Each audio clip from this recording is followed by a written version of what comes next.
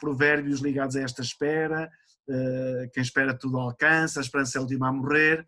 Portanto, este tempo de Advento é um tempo de espera. E quando nos aparece esta palavra ligada ao título que vocês escolheram, esta palavra é uma palavra prometida, é uma palavra que se esperava, é uma palavra que encarna.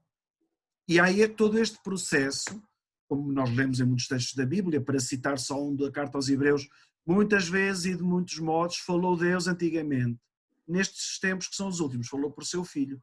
Portanto, toda a humanidade esteve um bocado à espera, ou vive à espera, que esta palavra produza o seu efeito, que esta palavra, que é Jesus, que é Deus, que é, se quisermos em última análise, a nossa espiritualidade, todos nós queremos que isto faça aqui algum efeito no nosso mundo.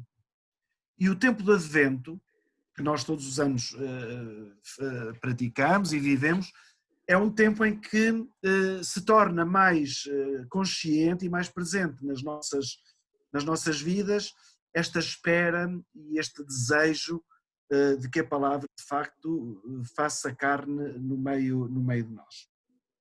Então eu gostava de, nesta primeira parte, de vos falar de cinco pessoas ligadas à vida de Jesus, direto ou indiretamente, 5 pessoas da Bíblia, se quisermos, que foram pessoas que cuidaram de uma maneira especial da palavra, e 5 pessoas que neste Advento, ou em cada Advento, nos aparecem exatamente para nos ajudar na nossa caminhada. E a primeira, não podia deixar de ser, é o profeta Isaías. E escrevi aqui nos meus apontamentos, Isaías, a palavra que consola. Isaías foi um profeta que viveu 600 anos antes de Cristo, viveu tempos muito difíceis, tempos muito conturbados, não havia Covid, mas havia outras coisas, não menos sérias. Nós agora estamos todos muito focados no Covid, mas continuam a haver outros problemas antes do Covid por resolver.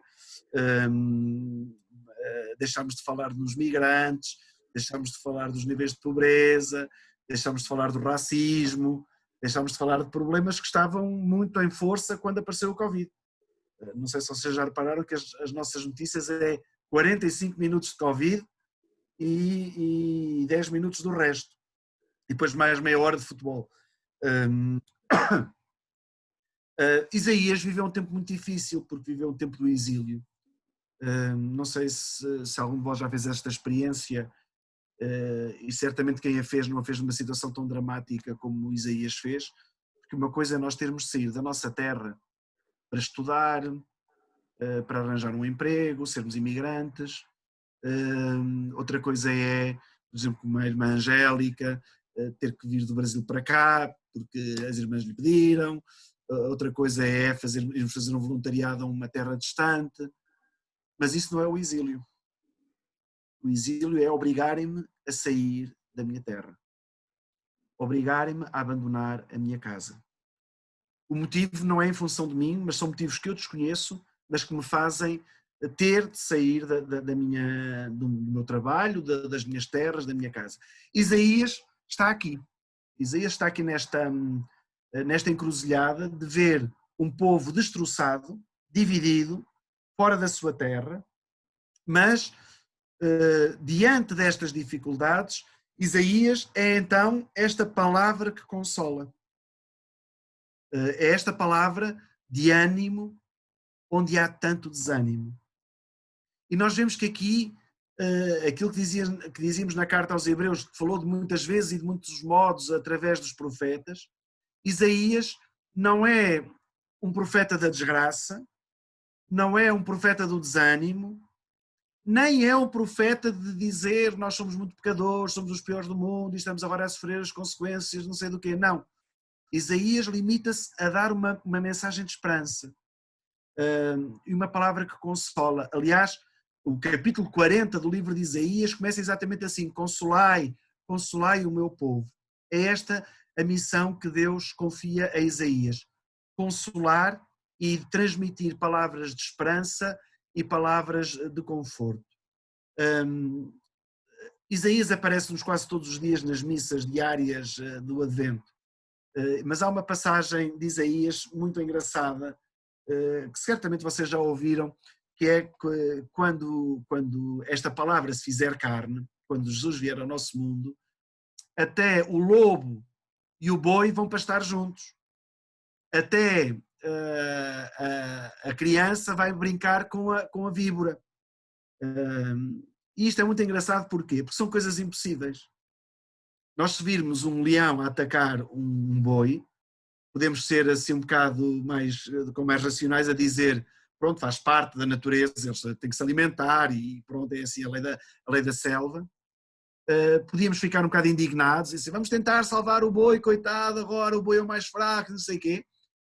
Ficamos se calhar até horrorizados por ver um leão a atacar um boi, mas ficaríamos muito enternecidos se o leão fosse fazer festinhas ao boi, ou se o boi lambesse o leão. Lá está, nós não estávamos à espera desta mudança. Se virmos uma cobra perto de uma criança, começamos a gritar e começamos a arranjar maneira de tirar aquela criança do pé da cobra. Ficamos arrepiados de ver o que é que pode acontecer. Mas ficamos, como os mais novos dizem agora quando dizem umas coisas bonitas, ficamos assim todos muito ternurentos se virmos que a cobra passa por meio das pernas da criança e segue o seu caminho. É esta esperança que Isaías traz, e por isso é que ele usa estas imagens poéticas tão bonitas para dizer, se nós tivermos esperança, o mundo não acaba. Se nós tivermos confiança, nós conseguimos fazer coisas melhores. Se nós acreditarmos em Deus, sabemos que Ele não nos abandona nem se afasta de nós. Por isso, Isaías é aqui uma grande figura, já vou voltar a ele na segunda parte da conferência, mas é este consolador ao povo, usando a mensagem de Deus. Depois também gostava de vos falar de uma segunda personagem. Bom dia, irmãs, que estão aí todas a ver. Uma já levantou o braço, duas já levantou dois, outra vai se sentar. Estão em Aveiro, não é? Aveiro. A segunda personagem é Isaías. João Batista. E João Batista tem uma segunda dimensão da palavra de Deus. Isaías, aquele que leva uma palavra consoladora da parte de Deus ao seu povo para não desanimar, para não desistir, para não afundar. João Batista, escreveu aqui, é a voz da palavra. João Batista é a voz. É São João que o diz. Para São João, há uma diferença grande entre a palavra e a voz. E nós também a vemos. Uma pessoa muda, conhece as palavras, mas não as diz, não as fala, porque lhe falta a voz, não é? Nós ficamos todos aflitos quando estamos roucos, não conseguimos exprimir-nos. Ora, João Batista é a voz da palavra. Ele dá a voz a uma palavra e vai dar a vez a uma palavra que é Jesus. E então aparece-nos, quem for amanhã à missa já o vai apanhar, é ele que vai preparar os caminhos, os corações, para que esta voz entre, mas também é ele que vai dizer com a sua voz que ele já está aqui conosco. Quando Jesus adulto vai batizar, João Batista diz, este é o Cordeiro de Deus que tira o pecado do mundo. João Batista foi aquele que preparou os corações das pessoas para poderem acolher Jesus e a sua mensagem. Era um homem austero. Esta austeridade não era só porque ele pertencia a um grupo assim um bocadinho mais radical, mas porque ele percebeu que a palavra que ele transmitia e que estava a preparar, que era o próprio Jesus, era muito mais importante do que ele. Nós, no mundo de hoje, nem sempre é assim. Reparamos mais ao carro que ao condutor. Reparamos mais à marca da roupa do que a pessoa que a veste. Há pessoas que são, para não dizer árvores de Natal, são cabides. Andam a passear roupa. andam a passear as marcas, não é?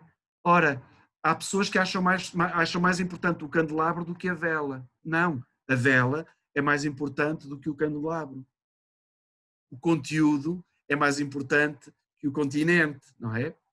A sopa é mais importante que a panela, não é? A gente não come a panela, a gente come a sopa. E às vezes andamos nisto. João Batista tem uma vida austera porque ele sabe que ele é servidor, está ao serviço desta palavra. Ele sabe que não é ele o Messias, não quer que o confundam com o Messias. E por isso a sua vida austera, as suas palavras curtas e a sua mensagem, aí podemos dizer radical, porque ele não brinca aos adventos, ele leva a coisa a sério. Quem tem 2 túnicas esparta com quem não tem, vocês que andam com materiais de guerra, transformem os materiais de guerra em material de paz. Portanto, João Batista é muito assertivo, muito direto, num apelo à conversão. Portanto, João Batista é esta voz da palavra de Deus.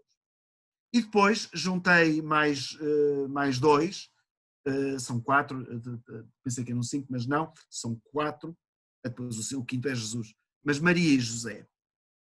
Maria e José são os acolhedores da palavra de Deus. Portanto, Isaías, o Consolador, João Batista, a voz, Maria e José são os acolhedores da palavra de Deus. São figuras centrais, no nosso presépio, não é? Pode faltar o burro, pode faltar a vaca, os Reis Magos podem ficar em quarentena, se chegarem muito atrasados não podem entrar, porque são estranhos, mas o presépio, quando nós montamos um presépio, pomos Maria, José e o menino. E Maria e José são aqui, no final dos tempos, são aqueles que acolhem Jesus, a sua palavra na sua vida. Daqui a bocadinho eu vou falar sobre o que é que significa esta palavra, que é o próprio Jesus, mas aqui gostava de salientar que quer Maria, quer José, são pessoas de uma disponibilidade extraordinária. Com vidas mais ou menos arranjadas, com os transtornos que nós não sabemos quais, não conseguimos imaginar, não conseguimos. Nós falarmos hoje de mãe solteira é uma coisa mais ou menos natural. E há instituições que acolham mães solteiras.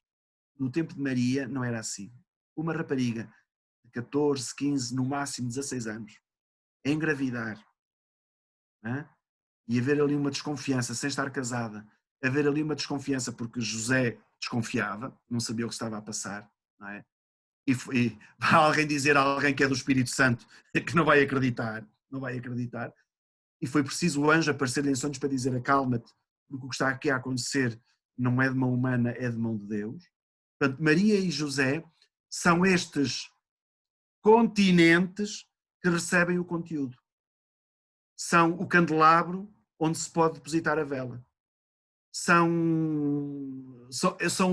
o adorno para colocar o mais importante. Aliás, uma das imagens dos nossos irmãos ortodoxos lá no Oriente de Maria chama-se Cristoforos, aquela que mostra Cristo. E Nossa Senhora que mostra Cristo, ela é como se fosse uma custódia. Na barriga tem a cara de Cristo. Na barriga dela está grávida e na barriga tem a cara de Cristo. Não tem um embrião nem um bebê. Tem a cara de Cristo, já adulto. Ela é que nos mostra Cristo. Porque ela acolheu na sua vida o próprio Cristo. E isto é importante, só para depois ligarmos aqui algumas coisas. Santo Agostinho, mais tarde, vai dizer assim: nós temos muita devoção a Maria e é muito importante que a gente a tenha. Mas Maria é importante não por ter dado à luz Jesus. Maria é importante porque Jesus nasceu no coração dela. Ela é mais importante porque acreditou. Não foi ter sido mãe, não foi por ter dado o útero para que Jesus nascesse. Não é essa a importância de Maria. A importância de Maria é porque Jesus não foi só filho biológico, mas também foi na fé e no afeto. E isto é importante. Aliás, eu trabalho ali na ajuda de berço e às vezes as crianças muitas vezes são adotadas e é preciso ter uma conversa com elas. Uma vez perguntei às técnicas como é que elas abordavam esta questão e elas usaram mesmo esta expressão, diziam que, olha, nasceste na barriga da tua mãe, mas não nasceste no coração dela, agora nasceste no coração de uma nova mãe, que é o lugar mais importante, e é nesse coração que tu agora vais viver. E a criança compreende isto muito bem, o que é nascer no coração, que é o afeto, é a fé. Portanto, Maria tem aqui um protagonismo muito grande, porque disse assim a Deus, mas o seu sim foi um sim de fé, não foi um sim de programa de vida. Isso podia ter ideia, tem uma sorte grande, a partir de agora vou andar bem na vida. Sou mãe de Deus, faço o que quero, vou onde quero, estou na minha, vou ter protagonismo. Maria não faz isto em função dela. Também é um grande sinal para o nosso tempo, para o nosso mundo. Uma das coisas que nós vemos, e não é preciso ir muito longe, é que muitas vezes há os nossos conhecimentos, as nossas táticas para chegar a este, para chegar àquilo, para conseguir isto, para conseguir aquilo, andamos assim à volta para chegarmos lá por causa dos nossos projetos. Na semana passada o Papa Francisco dizia, é preciso passar do meu e do eu ao nós e ao nosso. Os nossos projetos nunca são meus, são nossos. E às vezes o egoísmo é tal que só pensa em função de mim e os outros, paciência. Isto aconteceu no início do coronavírus. A gente usava máscara para quê? Qual foi a primeira ideia de usarmos máscara? Não sermos contagiados. Lá está, em função de mim. Mais tarde é que nos começámos a perceber que também podíamos contagiar. Mas a primeira imagem foi da defesa. Vou pôr máscara, vou pôr óculos, não é? Para não me contagiarem. Lá está, para eu me proteger. E nunca pensámos, ou não foi o primeiro pensamento, percebermos que também podíamos infectar os outros, nós também podíamos estar contagiados. Hoje em dia crescemos nisso, graças a Deus, mas temos esta tendência do egoísmo de que Maria vem deitar por terra. Por isso ela diz, eis aqui a escrava do Senhor, faça-se em mim, segundo a tua palavra, cumpram-se os planos de Deus. Eu tinha outros, mas cumpram-se os planos de Deus. E José, que não se pode passar, não nos pode passar ao lado. José é também um homem que diz sim. Não diz sim com a boca, porque sabemos que no Novo Testamento José não diz uma palavra, é um mudo, simplesmente, não diz nenhuma palavra. Mas as vezes em que o anjo fala com José, que são umas 2 ou 3, o relato termina sempre a dizer: José levantou-se e fez conforme o anjo lhe ordenara. Fazer também é dizer sim. Jesus ensina-nos isso numa parábola que diz daquela dos 2 filhos. Diz a um, vai trabalhar para a minha vinha, ele diz, está bem, eu vou, mas depois não vai. Depois diz ao outro, vai trabalhar para a minha vinha, ele diz, não vou, mas depois vai. E depois Jesus pergunta, quem é que cumpriu? Não foi o que disse que ia, foi quem foi mesmo. E José é a mesma coisa. O fazer faz parte do sim. Quando nós dizemos sim a Deus, quando nós nos colocamos em projetos, quando nós nos entregamos a um voluntariado, por exemplo, quando nós dizemos sim a Deus, é nesta atitude, é no fazer, não é só no teórico. Mesmo as irmãs que já não podem fazer muito, têm aqui uma missão muito importante, porque rezar é fazer, interessar-se é fazer. A gente às vezes desliga-se um bocado das coisas. São coisas do Frei Filipe, são coisas da irmã Flávia. Ontem deitaste tarde, ela ontem deitou-se tarde, acho que ontem se deitou tarde a irmã Flávia, por isso é que eu estou a dizer. Ele chega sempre tarde, mas não percebemos que às vezes o chegar tarde e o deitar tarde é fruto de muitas coisas que estivemos a fazer, não para o nosso interesse, mas para bem dos outros, e porque estamos nesta onda de São José de fazer. Isto é muito importante, porque às vezes só fazemos aquilo que é do nosso agrado, empenhamos-nos ao máximo para aquilo que depende de nós. Vejam o que é nos trabalhos de grupo, nos estágios, as pessoas dão 300 à hora na sua parte, depois na dos outros terminam. Todos nós gostamos que estejam todos numa câmara a ouvir-nos, não é? Todos nós gostamos. Ninguém gosta quando nós desligamos as coisas porque pensamos que são distraídos. É isto que nós temos que perceber. Temos que estar, não basta só estar conectados, não é? Porque lá está, como Nossa Senhora, não basta só ter ventre, é preciso também ter coração. Ora, Maria e José mostram-nos que é possível acolher a palavra de Deus. A palavra que é uma pessoa, que é Jesus. Mas eles acolheram a pessoa porque já acolhiam a palavra. Todo o Antigo Testamento fazia parte da vida de Maria e de José. Quando olhamos para a vida de Jesus, quem é que ensinou Jesus a ler e a escrever e a consultar a lei? Foi São José. Ou foi um doutor da lei? Mas é a partir das experiências. Esta gente estava ligada à palavra de Deus. E esta palavra de Deus fez com que eles estivessem capacitados para acolher também esta palavra, que é o próprio Jesus, de quem eu agora vou falar. Jesus é esta palavra de Deus. O título que vocês escolheram, a palavra que encarnou e que encarna, é tirada do Evangelho de São João, no capítulo 1, versículo 14.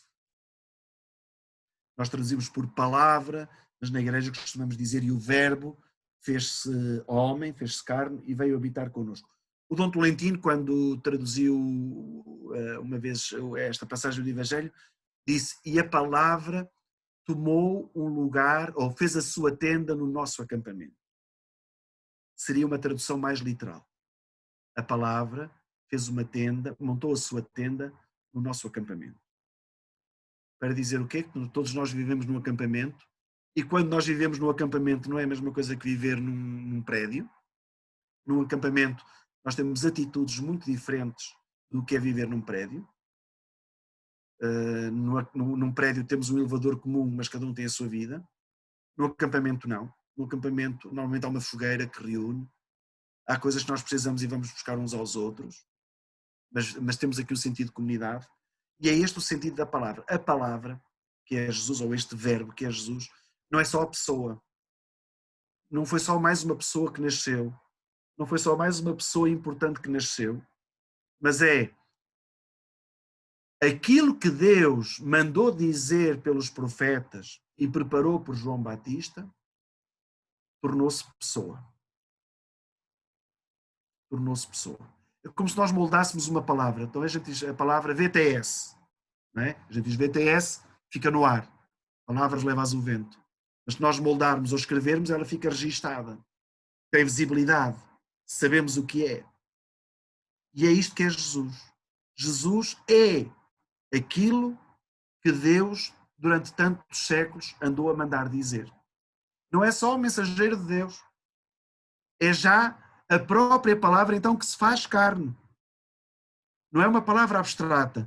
Não é uma palavra que foi dita. É uma palavra que tem um corpo, tem uma força, tem uma presença. Por isso é que Jesus diz: quem me vê, vê o Pai, ninguém vem ao Pai senão por mim. Porquê? Porque Ele é a palavra encarnada de Deus. Por isso, quando dizemos que a palavra que encarna, temos duas acessões sobre esta palavra. A palavra, que é aquilo que Jesus nos vem dizer, quer no Antigo Testamento, quer depois no Novo Testamento, mas é a própria pessoa. A pessoa que diz as palavras de Deus, que é o próprio Jesus. E então, voltamos aos mesmos Isaías e aos mesmos personagens para falarmos um bocadinho agora como é que esta palavra que encarnou agora encarna. Como é que estes personagens podem ser exemplos para as nossas vidas. E então, assim como Isaías era a palavra que consola, ou trouxe uma palavra que consola, somos convidados, como Isaías, a sermos portadores de palavras de esperança. Portadores de palavras de esperança. E isto, meus amigos e amigas, no mundo em que estamos, no nosso Portugalzinho, não é preciso ir por muito mais longe, é contracorrente. Porque as fake news são as que mais bombam. As desgraças são as que mais se veem. São as mais noticiadas. Vejam se derem ao trabalho, nem que fosse só assim uma coisa de sociologia, e acompanhar um telejornal, agora no tempo do Natal é capaz de haver qualquer coisa boa, mas num telejornal, vejam quantas notícias positivas é que há. Nenhuma. Vamos ter uma vacina para o Covid, não é? A preocupação não é a coisa boa da vacina. É a coisa má que não vai haver distribuição, não vai chegar a todos. Já estamos no pessimismo. Não conseguimos sorrir, não conseguimos festejar porque há uma vacina. Estamos apreensivos e o governo não se está a portar bem, e o outro também não faz nada, e o outro também não manda ideias, e não sei o quê. Lá está. Nós com muita facilidade transformamos as boas notícias em más notícias. E então, como Isaías, nós devíamos ser portadores de palavras de esperança, de mensagens de esperança. Isto é possível quando nós abraçamos. Agora não se pode abraçar, mas fica a imagem. Quando alguém que está triste e abraçamos, estou contigo, não fiques assim. Posso ajudar-te. Lembro-me de há uns tempos atrás de falar com um rapaz que estava aqui a fazer preparação para o Crisma, ou ele que falava connosco. E já dizia ele que era fruto das reflexões e de ler a Bíblia e das sessões do Crisma que estava a ter, que no departamento dele sentiu falta de uma colega. Houve uma colega que desapareceu 2 ou 3 meses e ninguém falou com a rapariga. Ou deve ter dito ao chefe o que é que se passava, a rapariga desapareceu. Ele estranhou a ausência porque cruzavam, porque passavam não sei o quê, não tinha assim muita intimidade com ela, mas sentiu a falta dela. Foi perguntando, ninguém sabia de nada dela. Entretanto, a rapariga chega e, num intervalo, uma pausa, a rapariga vem para fora a chorar, fumar, e estava sozinha. Uns outros colegas no outro lado, e ela estava ali sozinha num canto, a fumar. E este rapaz disse, eu fui ter com ela.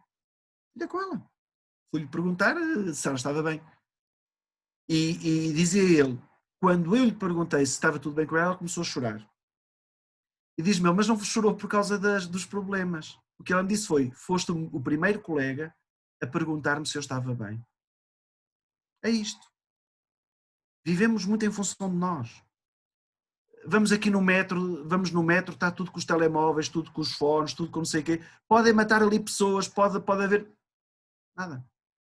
Nós mais depressa filmamos um roubo do que ajudamos a que o ladrão se vá embora. Gravamos, não é? Vem uma grande guerra e estamos a gravar a bomba a chegar em vez de andarmos a fugir da bomba. Isto é grave, porque isto é alimentar o mal. Ora, nós aprendemos, nós cristãos sabemos que até do mal podemos fazer bem. E sabemos que o mal não é a última palavra. Não quer dizer que nós sejamos agora todos tontos e todos Alice no País das Maravilhas, em que é tudo bonito, não é? Ou temos aqui como é que se diz, que as fadas têm aquela coisinha de condão e que vai transformar tudo, mas nós devíamos, como Isaías, sermos portadores de palavras de esperança. Vermos o lado B da vida, vermos o outro lado. Em vez de, às vezes, quando eu trabalhava no hospital, as pessoas que já não posso fazer, e a minha pergunta é sempre o contrário, mas o que é que ainda pode fazer? A gente só pensa no que é que já não pode fazer, mas não se lembra do que é que ainda pode fazer. Eu não posso pegar em panelas para fazer a sopa, mas posso pôr a mesa, que são colheres e facas, que é a coisa mais fraquinha. Posso fazer ainda isso. E às vezes enterramos no desespero, na falta de esperança, na falta de alegria, e em vez de termos aqui palavras bonitas de esperança. Então, se nós cristãos fôssemos portadores de palavras de esperança, nós dávamos uma outra cor a este mundo tão cinzento. Embora o cinzento seja a passagem do preto para o branco, o que é uma coisa positiva, em vez de ser do branco para o preto. O cinzento é uma cor de passagem. Depois também, como Isaías, sermos a voz de Deus no mundo. A voz de Deus no mundo. Nós falamos, e vocês, nós religiosos, falamos disto muito, embora se calhar de uma maneira muito exagerada, quando dizemos que somos profetas, temos uma dimensão profética no nosso mundo, nós somos muito exagerados, não somos uma missão profética nada. Nós vamos dizendo umas coisas, mas esta dimensão profética não é só dizer, também é fazer. Mas então, como João Batista, sermos a voz de Deus no mundo. Significa o quê? Significa que, é uma coisa que o Papa Francisco nos tem pedido muito, significa que nós temos de mudar de lugar. Temos de mudar de lugar, definitivamente. Temos de mudar de lugar. Significa que nós temos de ser a voz daqueles que não têm voz. E isto foi o trabalho dos profetas. E este foi o trabalho de João Batista. Sermos voz daqueles que não têm voz. E isto é que é uma luta muito grande pela questão da justiça, da paz e da ecologia. Também temos que dar voz à natureza, porque ela fala. A natureza não fala como nós, não tem boca para falar, mas nós sentimos o efeito das suas reações às nossas más ações. Ou seja, esta tarde vão ter aquela conferência do mês dominicano da paz, não é? Na Ucrânia. Mas à medida que vocês vão entrando no espírito da família dominicana, e acho que era uma coisa, não estou-me a meter onde não devo se calhar, mas acho que é uma coisa, todos os membros da família dominicana, mas sobretudo os que não são frades nem freiras, porque essas já ouvem essas coisas todas nos noviciados, nessas coisas todas, todos os membros, todas aquelas pessoas que pertencessem a um ramo da família dominicana, deviam fazer um curso sobre justiça, paz e ecologia. Deviam. A justiça e paz na igreja deve-se aos dominicanos, meus queridos amigos. É aos dominicanos. A Igreja Católica veio pegar na justiça e paz, já os dominicanos andavam batidos nessa questão. E ainda bem que a Igreja Católica pegou e percebeu. Vocês, se repararem, a doutrina social da Igreja, que é uma coisa que se fala, a doutrina social da Igreja tem 110 anos para aí. A questão da justiça e paz na ordem dominicana tem 800. São Domingos vendeu os livros para matar a fome daquela gente que estava a morrer com fome. Esta é a primeira coisa que nós sabemos de São Domingos. A primeira ação da sua responsabilidade. Foi estudar com o tio, era muito obediente aos papás, tudo isso muito bem. Foi estudar para Palência, tudo isso foi mandado. A primeira coisa que nós sabemos da vida de São Domingos, a primeira decisão que ele teve, é a decisão da caridade. É a decisão da caridade. Vou vender os meus livros para dar aos pobres, porque não entra na minha cabeça eu estudar em peles mortas, enquanto há peles vivas a morrer à fome. Podemos ir aí, mas dizer assim, mas isso está muito longe. Há 500 anos atrás, na comunidade de António de Montesinhos, primeira vez que alguém grita, que alguém é a voz, usando as palavras de João Batista. Eu sou a voz que brada no deserto. Estes não são homens. Os índios não eram homens, eram pouco mais do que macacos. Era assim que eles eram entendidos. E se falavam e cantavam era porque tinham sido ensinados. Não é porque eles tinham inteligência para isso. E são os dominicanos que vêm abanar toda a estrutura que lhes custou muito. Dizer, eles não são homens? Não são pessoas como nós? E foi a partir daí que se foi falando em direito internacional. É um dominicano, o pai do direito internacional. Estas questões da justiça e paz não são coisas de esquerda, nem são coisas de liberais na igreja. Faz parte da nossa estrutura. E então, como João Batista, temos que ser a voz de Deus no mundo. Não só denunciando situações injustas, mas estando perto delas, tocando todas estas situações.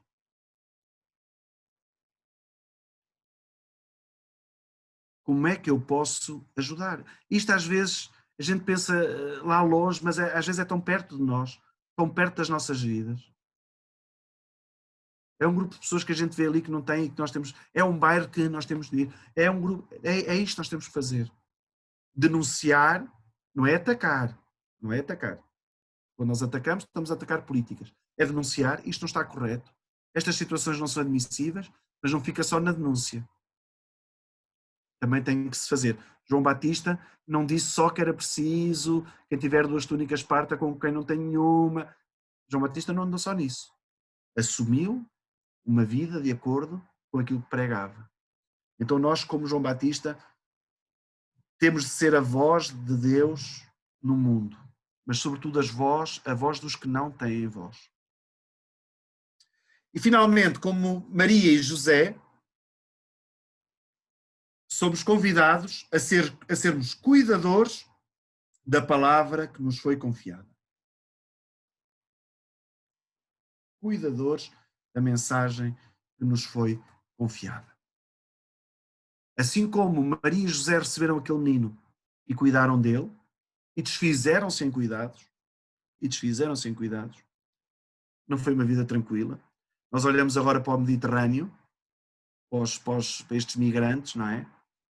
E vemos que a vida de Jesus só não andou de barco. Mas foi a mesma coisa. Teve que fugir da sua terra para ir para o Egito. E agora já podes voltar que já está bem. E agora perdeu-se. É uma vida atribulada. Mas eles cuidaram aquele menino. Como seu filho, mas também como uma palavra que lhes foi confiada. E então, sermos cuidadores da palavra que nos foi confiada, significa agora umas 4 ou 5 passagens da Bíblia que eu vos vou só mandar, já estou a acabar o meu tempo, e também não posso demorar muito mais, 2 ou 3 passagens da Bíblia nos podem ajudar a perceber como é que nós podemos ser cuidadores da palavra de Deus. Lucas 4, 16, 21. O episódio de Jesus quando veio à sinagoga de Nazaré e entrega um livro de Isaías. Ele lê o livro de Isaías, o Espírito do Senhor está sobre mim, porque me ungiu para anunciar a boa nova aos pobres, todas essas coisas. Jesus enrola o livro, entrega ao responsável, toda a gente fica a olhar para ele e ele diz: meus amigos, cumpriu-se hoje esta passagem que acabais de ouvir. Ou seja, para dizer o quê? A palavra de Deus é para nós, a palavra de Deus é para nós a cumprirmos, para que ela se cumpra em nós. Não é? Às vezes nós aqui temos aqui com a palavra de Deus, temos aqui uma situação dúbia. Sabemos que nós é que nos temos de moldar à palavra de Deus, mas o que nós queremos é que a palavra de Deus se molde a nós. E isto é perigoso. Porque a massa é que tem que arranjar forma na forma e não o contrário. E nós às vezes vamos buscar as coisas as palavras que nos agradam, os amigos que nos agradam, que dizem as coisas que nós queremos ouvir, em vez às vezes, do confronto. Às vezes os amigos não são só aqueles que nos dizem tudo bem, mesmo mal que fizeste, boa, pá, se fosse que me tinha batido mais. Os amigos às vezes os verdadeiros amigos são aqueles que às vezes nos dizem não foi nada bom, não estou nada de acordo contigo, não, continua a ser teu amigo, mas o que tu fizeste não se faz. Portanto, assim como Jesus diz, cumpriu-se hoje a palavra de Deus que acabais de ouvir, nós também temos de ter noção de que temos uma palavra para cumprir. Ou seja, viver no dia a dia esta palavra que nós vamos escutando e que nos vai ajudando a sermos melhores. Depois, segunda passagem, Isaías 55, 10, 11.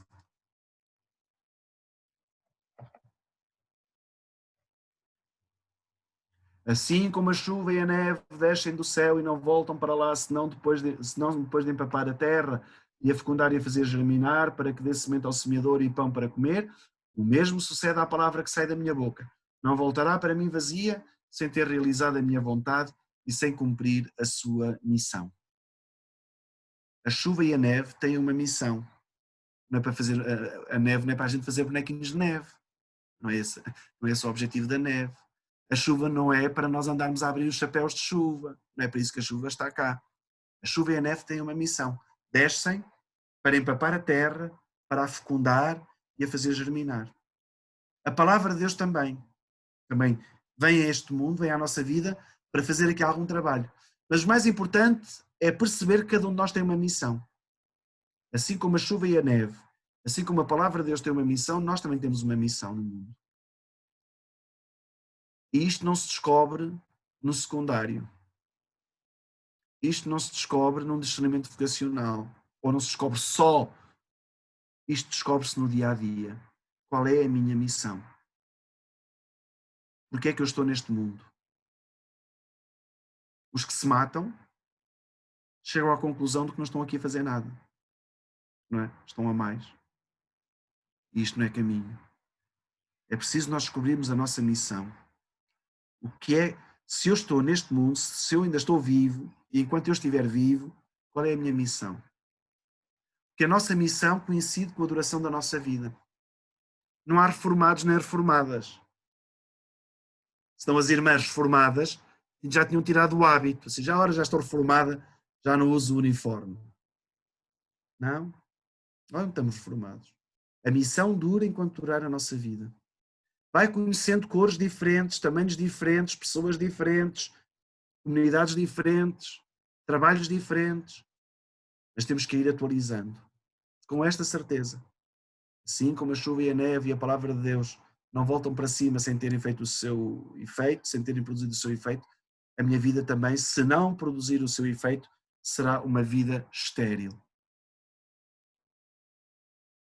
Terceira, vou mesmo acabar às 11h27. Hein? Apocalipse 10. Depois a voz do céu que eu tinha ouvido antes falou-me de novo. Toma o livro aberto da mão do anjo que está de pé sobre o mar e sobre a terra.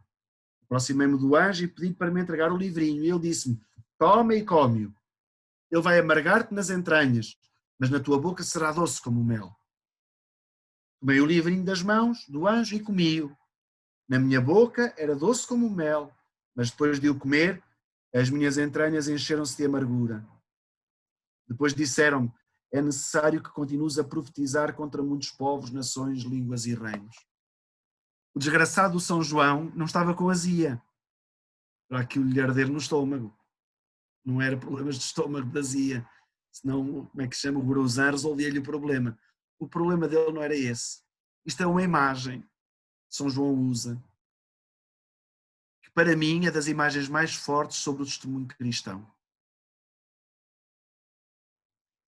Ser discípulo de Jesus é doce, como o mel na boca. Mas é amargo no estômago. Significa o quê? Significa que é difícil testemunhá-lo. Não sei se vocês usam essa expressão, mas certamente alguma vez já ouviram. Quando alguma coisa inesperada nos acontece, é como se tivessem dado um murro no estômago. É isto. É as dificuldades do anúncio do Evangelho. Nós sabemos que as palavras de Jesus são bonitas e agradáveis e gostaríamos todos de as viver, e é tudo fantástico, e amar os inimigos, e claro está que sim, não pode ser de outra maneira, e dar de comer a quem tem fome, e claro que sim, e estar aos pés do Mestre, e claro que sim, na teoria. Por isso é que o anjo lhe diz, vai ser doce na tua boca, mas nas tuas entranhas vai ficar amargo. Pode ser fácil ouvir a palavra de Deus e processar todas estas coisas, mas ser testemunha de Jesus vai ser sempre difícil, porque há sempre aqui uma barreira que nós temos de enfrentar. E para juntar a esta amargura do estômago, termino com a carta ao Timóteo, segunda carta a Timóteo, no capítulo 4, em que São Paulo pede a Timóteo para proclamar a palavra, insistir a tempo propício e fora dele, convence, repreende, exorta. Não desistir de sermos anunciadores da palavra de Deus. Às vezes desmoralizamos. Às vezes agora já nem avançamos, não é? Já nem avançamos com as atividades. Antigamente era porque ninguém ia. Não é? Não vale a pena fazer, ninguém vai. Para tão pouca gente, a gente esquece que Jesus começou com 3. E a gente já quer uma sala cheia. Andamos mal. Não vale a pena, só vêm 2 ou 3 pessoas. Jesus começou com 3. Depois foi a 12. Depois mais tarde já eram 72. E depois, quando já estava no deserto, foram 5.000 e agora somos os que somos. Só que temos a mania das grandezas e desistimos muito facilmente. Ora, o Timóteo também sofria um bocado disto. Não estava a ver os resultados, os frutos que pensava que ia ter. E então São Paulo diz, não desistas, proclama, insiste, convence, repreende, exorta, não desistas. e nós também não devíamos desistir. Como pessoas e como grupo. O mais fácil é abandonar. Não é? Nós temos um problema de matemática, temos ali não conseguimos terminar a equação, o mais fácil seria rasgar, mas depois também ficamos aflitos porque não conseguimos passar a matéria sem aprender aquilo. Então é um impedimento ou é um desafio? Os problemas da vida são impedimentos ou são desafio? O caracol, quando toca numa parede ou qualquer coisa, encolhe-se. É um impedimento. Mas depois começa a contornar, é um desafio. Como é que nós vemos os problemas da vida? Como impedimentos, como barreiras ou como um desafio? Então, somos chamados a não desistirmos, sermos anunciadores da palavra de Deus. Porque ela encarnou, ela foi prometida, ela encarnou e agora continua viva nos nossos corações. Para terminar, coisas boas que podem ler sobre a palavra de Deus que encarnou e que encarna. Do mais antigo para o mais novo, esta é a encíclica, não, a exortação apostólica de Bento XVI, a palavra de Deus. Os textos do Bento XVI são muito bons porque são muito teóricos. São bons por causa disso. Tipo manual de instruções. Diz tudo, como é que a palavra deve ser interpretada, como é que é isto, como é que é aquilo. Muito, muito, muito fantástico. É só mesmo sobre a palavra de Deus. A importância da palavra de Deus na igreja e no mundo. Depois tem, incontornável, a alegria do Evangelho. Sobretudo no número 174 e 175.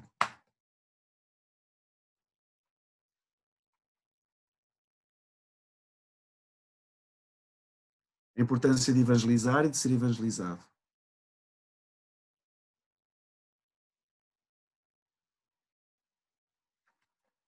E uma cartinha que o Papa escreveu quando instaurou o Domingo da Palavra de Deus, abriu-lhes o entendimento. E aqui fala sobre a importância da Palavra de Deus na nossa vida. Sobretudo números 9, número 10, número 12 e número 13, mas isto lê-se em meia hora. E está na internet. Até mesmo para os viciados em telemóveis é bom, porque em vez de estarem viciados em aplicações, podem-se viciar no site do Vaticano, na aplicação do Vaticano, e ler estas coisas.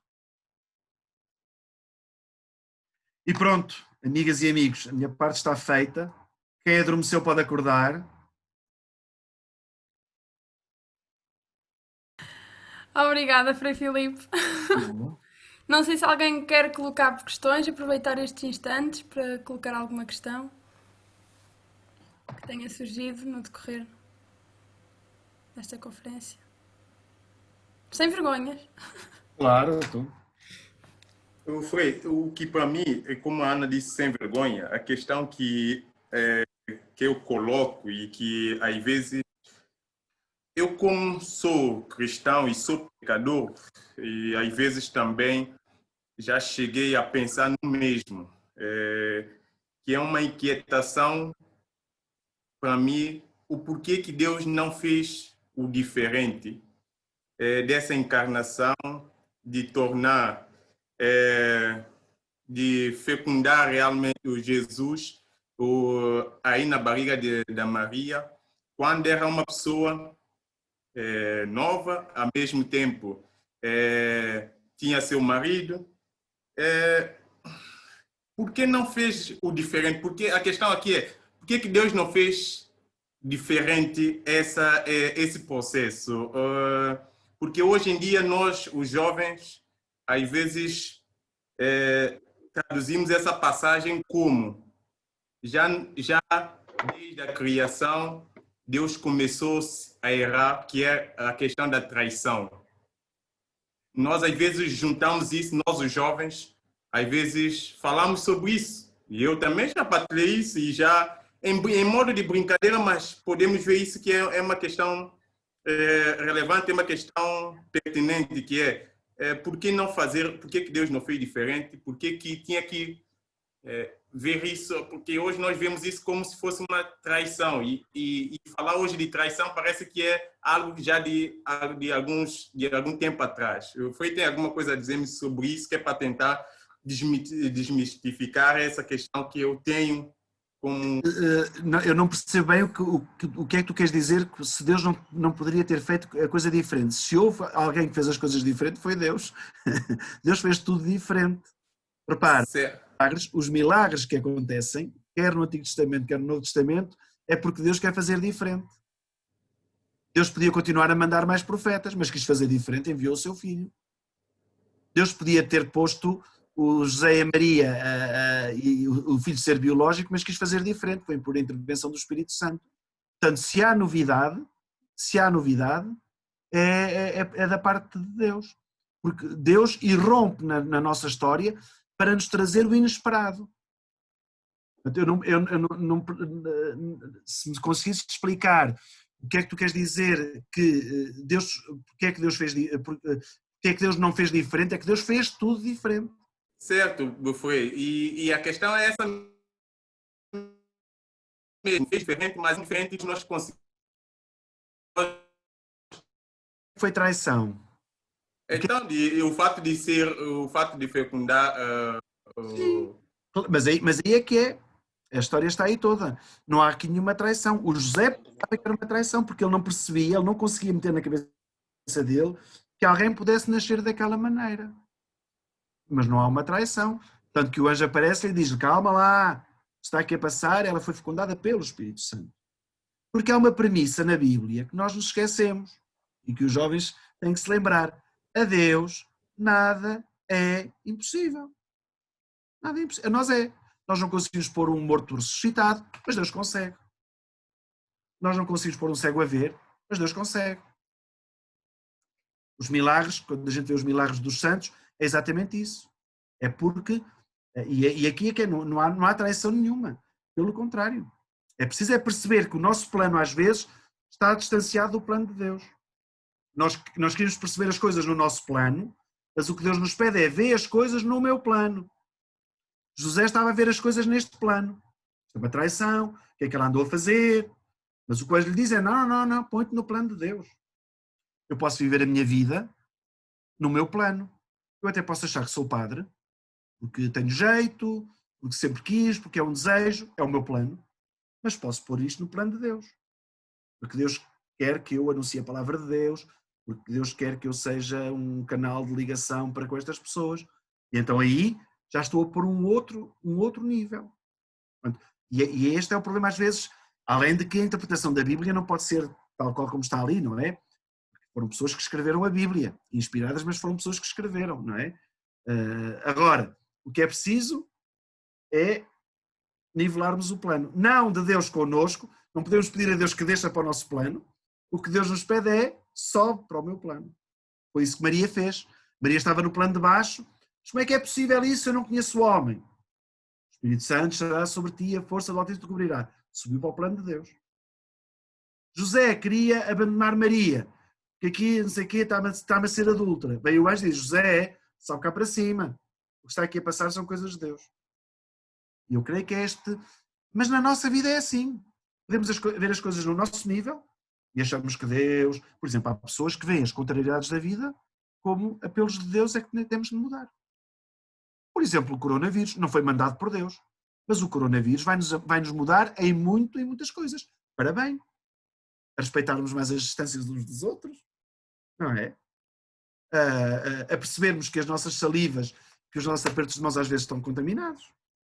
Já estavam. A gente tocava aqui, tocava ali, limpava o nariz, apertava a mão. As nossas mãos já estavam contaminadas. Não com uma coisa tão violenta como é o coronavírus, não é? Começamos a sentir saudade do abraço. Começamos a sentir saudades. Os miúdos na escola, quando a gente lhes perguntava: então, agora em casa é que estás bem? Não, tenho saudades de estar com os meus colegas.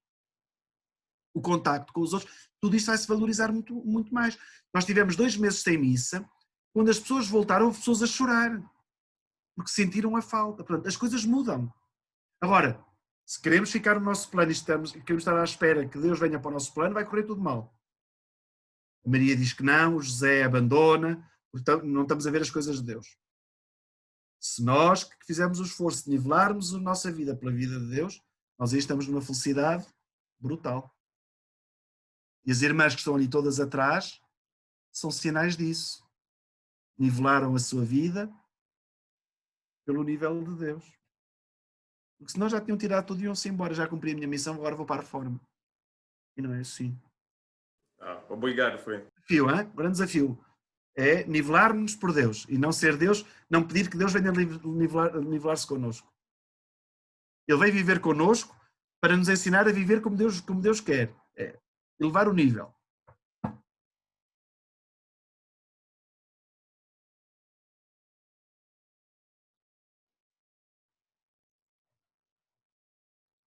Mais alguém quer fazer um comentário, fazer uma pergunta? Não? A Patrícia está ali a olhar para a Daniela como quem diz. Então pronto, agradecemos do fundo do coração ao Frei Filipe. Foi Obrigado, eu. realmente. Fizeram-me sentar e pensar nas coisas também. E ajudou-nos muito porque acho que conseguiu mesmo estruturar isto de uma forma bastante clara, bastante objetiva e as coisas tocaram-nos. Acho que falo mesmo a nível de grupo. Acho que todos estávamos atentos e as coisas bateram fundo. E agora também precisamos desse tempo para as digerir. Claro. Tu tens o seu tempo, tu tens o seu tempo. E pronto. Só a dizer que eu meti a gravar isto no início da conferência e não lhe disse nada. E era para perguntar se tem alguma coisa contra. Porque Nada. pessoas que não puderam estar e era muito importante partilhar. Depois mandas-me, está bem? Está bem? Mando, sim. Pronto, acho que foi mesmo muito, muito, muito interessante. Muito Ainda bem que obrigada. gostaram. E continuação de bom trabalho hoje. Amanhã na missa estamos juntos, não é? Exatamente, obrigada.